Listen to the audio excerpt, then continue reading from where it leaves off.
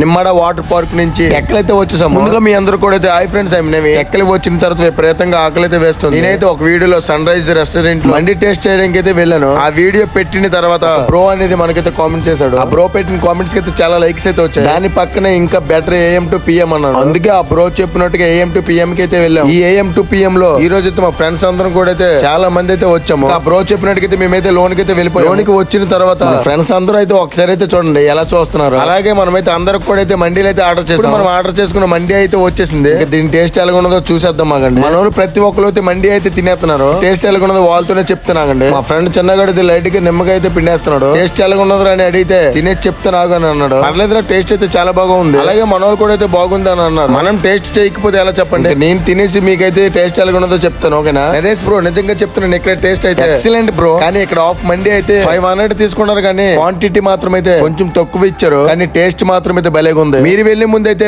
AM to PM లో ఎంత మంది అయితే టేస్ట్ చేశారో ఒకసారి అయితే కామెంట్ చేయండి. బై ఫ్రెండ్స్, మళ్ళీ నెక్స్ట్ వీడియోలో కలుసుకుందాం.